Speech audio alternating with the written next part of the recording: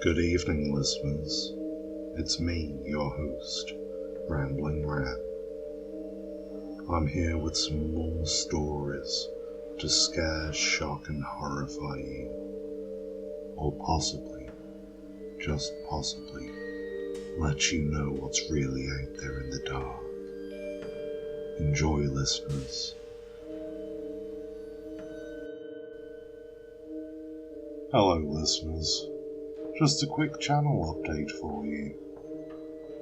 I've recently begun collaborating on something called the Horror Hive. Basically, it's just a group of narrators like myself, all working together to bring you the best stories that they can find. So please feel free to go and give them a listen, and if you like it, you could subscribe. Thank you, listeners.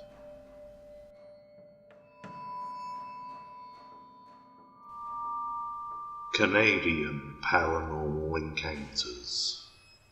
The Spectres of Sparks Street by Manon Lysett. I was out to lunch with my colleagues the other day, and I asked them if they'd ever experienced anything paranormal. When they asked why I was asking, I started to explain my project. But you know how conversations with larger groups of people go. Tangents come in like tides and drag topics away to a watery grave. Someone said something about writing back in college, and then someone else made a joke about construction. Splash. There goes my sandcastle. As we were walking back to the office, Dan crept up behind me. Boom! He was cheerful, as he always is. He gestured to come closer, so I got on my tippy toes to bridge the distance. In a whisper, he proceeded to tell me he had a story for my little project. "It's a creepy one," he said, "but you can't tell a soul." "That kinda defeats the purpose," I replied. He laughed and said I could share it, just not with anyone at work. Here's hoping none of our colleagues go on Reddit. "No one's gonna believe you anyways," he added. We'd just reached the office by that point, and we were running a little late, so he told me to come get him during break time. A few hours later, we were sitting by the fountain in the atrium, and he was telling me this story. Dan had been out with friends one evening in Ottawa about a month ago. He was, admittedly, a little tipsy when this happened, but nowhere near blackout drunk.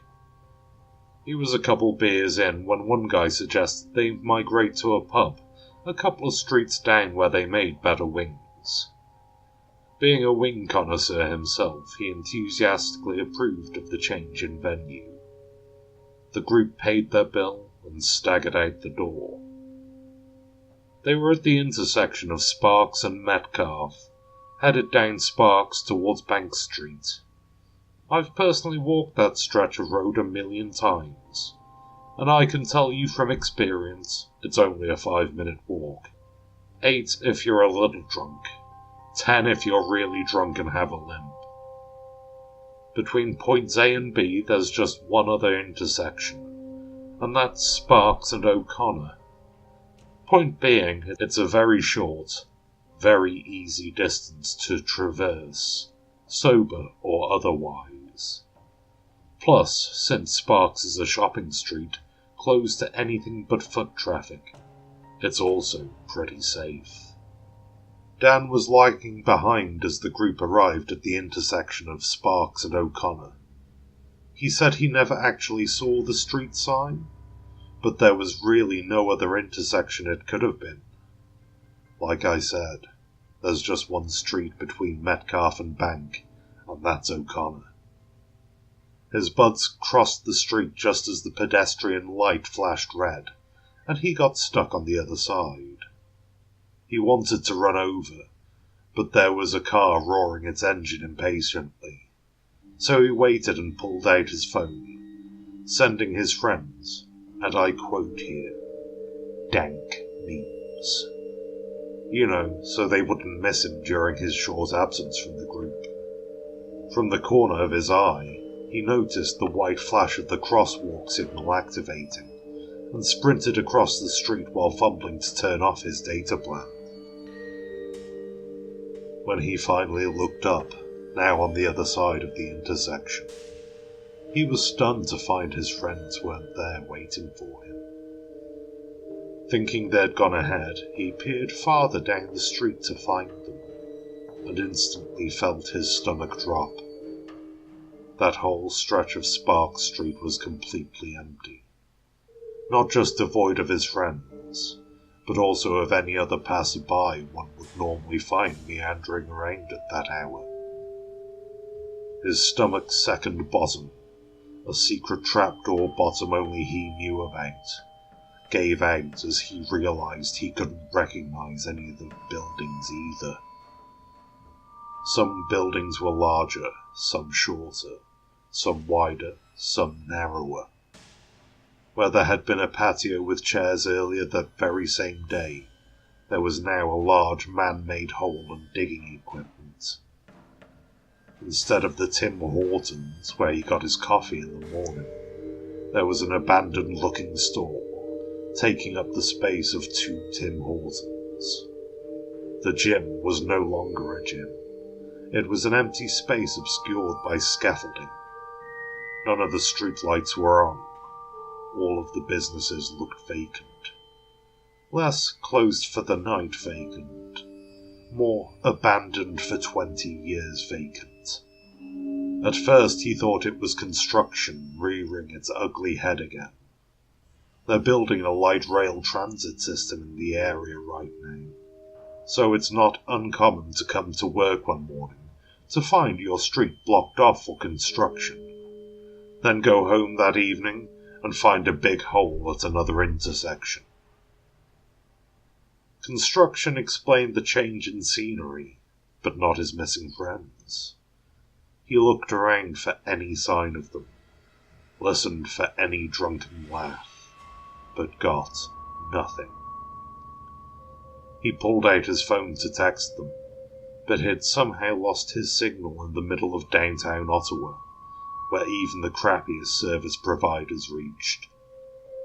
What else could he do but keep walking and hope to rejoin them on Bank Street? It was 1 block, just 1 block away.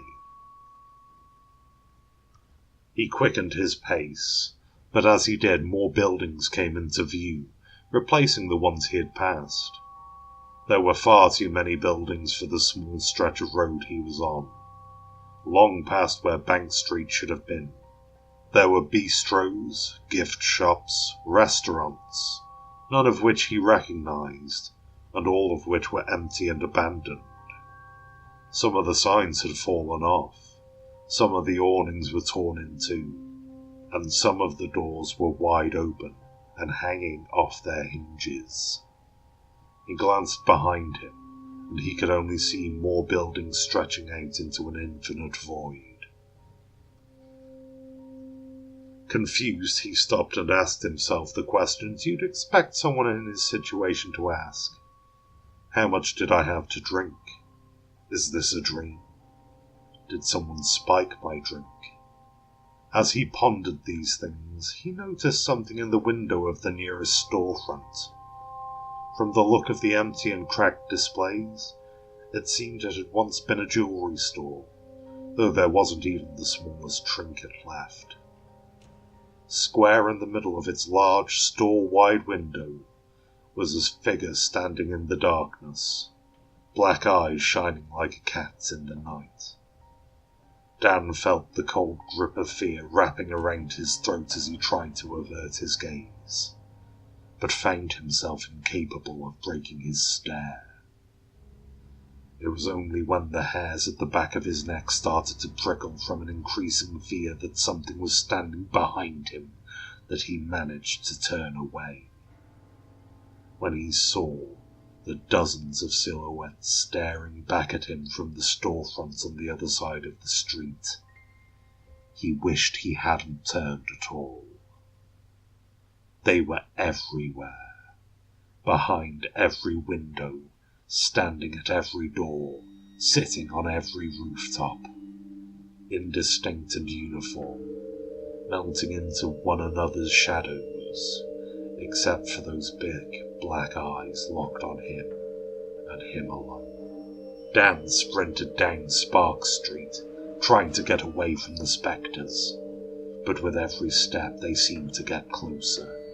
No longer content with just standing behind the windows, they began appearing on terraces, benches, next to statues. They'd move without movement, like animations in a flipbook with batches of missing pages between the actions. The street went on and on, the figures coming closer and closer, until he could feel a breath right at the back of his neck. Panting breathlessly, Dan closed his eyes, swallowed hard, and ran blindly. The honk of a car horn made his eyes shoot open. He stopped so abruptly he nearly gave himself whiplash.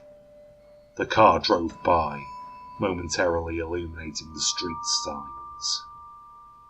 Bank Street, Spark Street.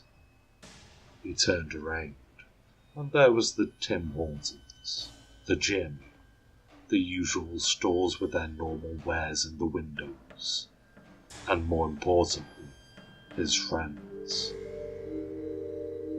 "What the hell, man? How'd you get here? I thought you were behind us," one of them said. They all looked pretty confused. He tried to explain what happened, but they were a little too drunk and way too loud to listen. So he just followed them into the pub and ate his wings in peace. Here's the thing. I couldn't tell if Dan was being serious or not. He had this big old grin on his face the whole time, like he always does, but I admit, it was a little more strained than usual.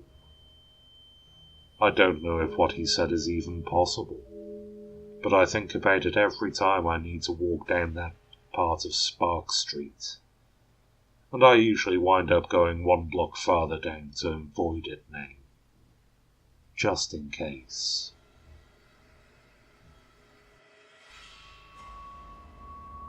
Canadian Paranormal Encounters, Last Ride of the Night, by Manon Lysette. This story comes from a friend of mine, which are words that normally sway one's legitimeter straight into the big red bullshit section. But I ask you to pull that arrow back.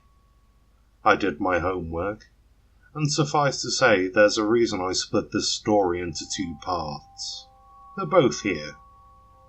This tale started with a friend, but there was another witness to the events, and I tracked that person down to corroborate what happened.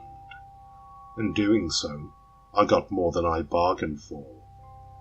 We're headed west for this one, all the way to Alberta, to hear about the last ride of the night. According to the internet, West Edmonton Mall is the largest mall in all of North America. It's so large, in fact, that it has a whole goddamn amusement park in it. That amusement park is known for three things. Being awesome for being inside a mall, and an accident in 1986 that led to a bunch of people biting the bullet after a roller coaster car derailed and smashed into a concrete post. Yep, that went dark quick. My friend's friend, Alex, was at the mall earlier this year when he heard the amusement park figuratively calling to him. It was getting late and most stores were prepping for closing, but since there were pretty much no lineups at the amusement park, he figured he had enough time to go on a few rides. He bought tickets and got on every single attraction without delay, except for the time it took for the current ride to end and their few passengers to disembark. There came a call on the speakers announcing it was time for the final rides of the night. A few of the smaller attractions were already blacked out, and their operators busy sweeping. Alex checked his tickets and saw he had just enough to get onto the Mindbender, a medium-sized roller coaster that took up an entire section near the back of the park. He hurried there and arrived just as one of the employees was about to change the entrance to the waiting line. "Wait!" he yelled.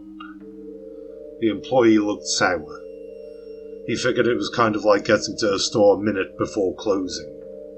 Technically, she couldn't turn him away, but she was justified in feeling a bit bitter about letting him through. He handed her the tickets and she closed the gate behind him, before moving on to her cleaning duties. Alex ran through the line to join up with the group getting on the last ride of the night, but as he arrived, he found he was alone. The ride operator looked at him nervously and mumbled something about the ride being closed. Alex replied he'd been let through, and what the operator said in response threw him for a loop. "You don't want to get on the last ride of the night, not alone." He didn't want to be rude, but had already spent his tickets, and god damn it, he was getting on that roller coaster. He insisted. The operator insisted right back. Alex was getting a little heated by that point. What was the operator trying to achieve? If he wanted to go home, it'd be quicker to let him on. Finally, the operator relented, and opened the metal gates to let him on.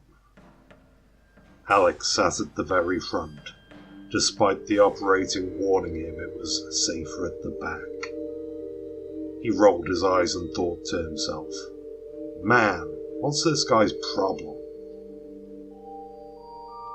Alex sensed something was wrong almost as soon as the coaster began to inch its way up the steep incline. With every click of the gears, he felt his scarf tightening around his neck, and came to the horrifying conclusion it had somehow been dragging as he got on, and must have gotten caught in the rails. He saw visions of himself getting beheaded, Final Destination style. But, as he shot his hand up to try and remove his scarf, he remembered he'd put it in his bag earlier. There was nothing around his neck, yet he could feel an ever-tightening pressure around it. The cart stopped abruptly at the very top of the incline, and then sped down so fast it knocked the wind out of him. He tried hard to catch his breath as the coaster spun around the bend, but it was like trying to suck air through a straw. His head was aching, his throat burning, and the cart was fast approaching a loop-de-loop.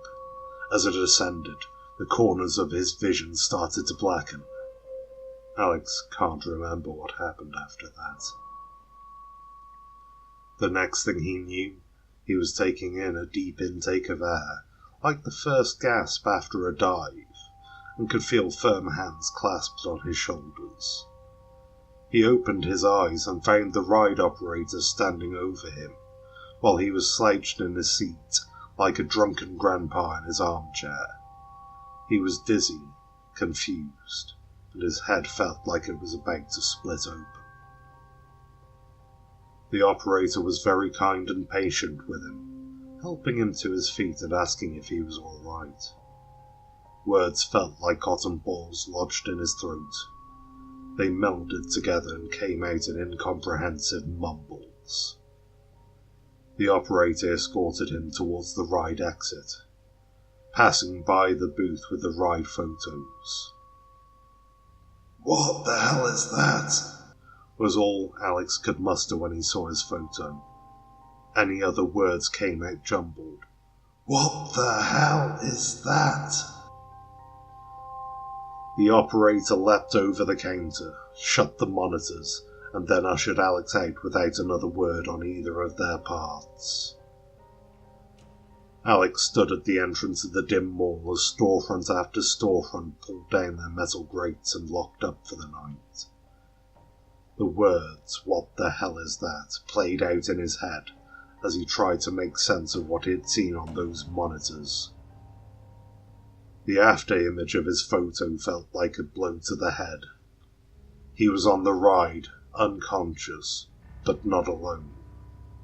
Something, some sort of pale form with pure white eyes, was standing in the seat behind him, hands tight around his neck. When he got home that night and looked in the mirror, he found the distinct marks of fingerprints around his throat. That was Alex's side of the story, and on the phone, he sounded convinced that's how it really went down. I, however, felt the need to do a bit of extra digging. It's not that I didn't believe he believed what he was saying. It's that his account came following a sudden loss of consciousness, which slightly dampers the reliability of his statements. I've passed out twice in my life, and both times it was immediately preceded and followed by this weird, dreamlike state. So while I don't discount his account, I wanted to do my due diligence and see if anyone else could back it up. Did he imagine the phantom in his photo and the tightening around his throat? I wanted to hear from the other witness, the operator who'd warned him not to get on the ride. He had to know something. Turns out the guy's name is Tyler, and he was a lot harder to track down than I initially thought. Even though this happened only a few months ago, most of the evening employees at the amusement park are students, which means there's a pretty high turnover rate. Not to mention the operators rotate rides. So I was looking for a needle in a haystack that might not even be in that haystack anymore. Thankfully, one of the employees I emailed, shout out to Emmy Lee, was super helpful and offered to ask around for me.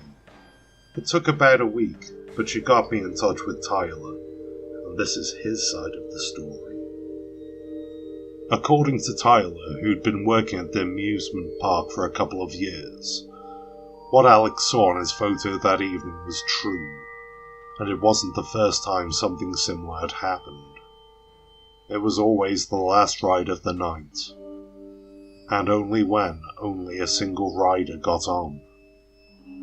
Thankfully, those conditions were met very infrequently, but the times they were met, he was told to keep quiet, escort the customer out, and delete the evidence.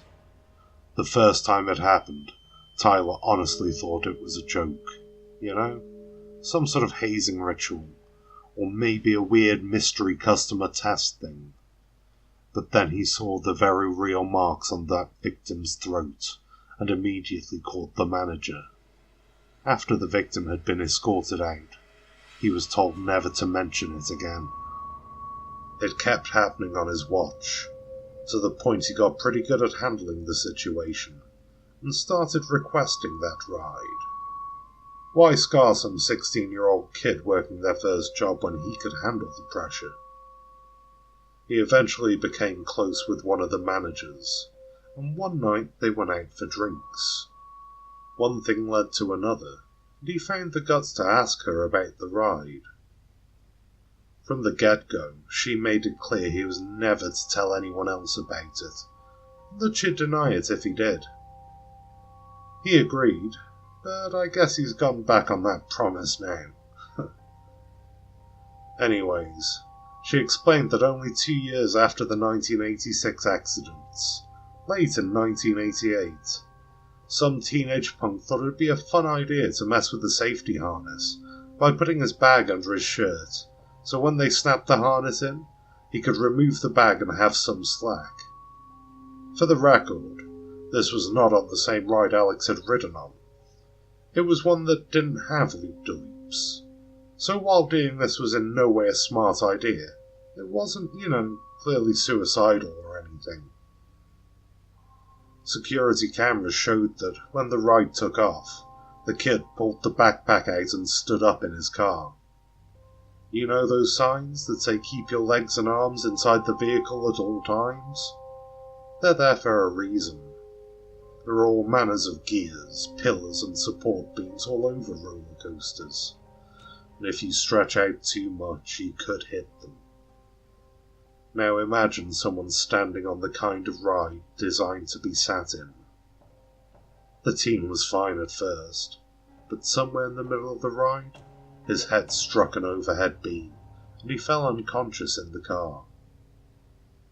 This is where the incident from 1986 I mentioned at the very start comes into play.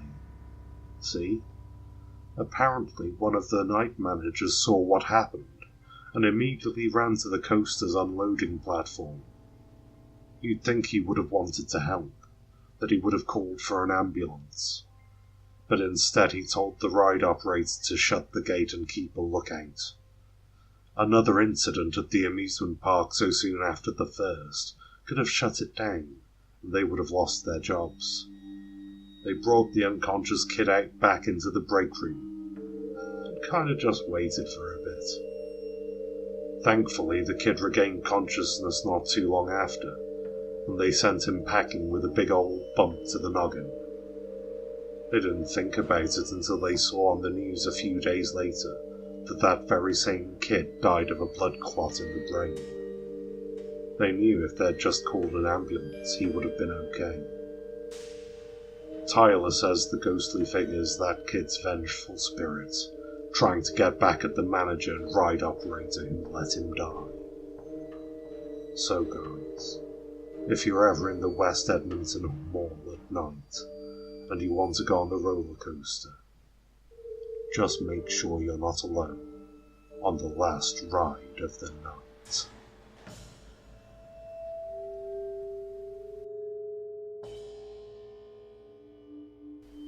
Well, listeners, I sincerely hope you enjoyed the tales that I brought you this evening. It would be a great pleasure to me if you would like, comment, and subscribe, if you're not already a subscriber. And please wait for me to bring you more tales to alter your perception of how the world may really be.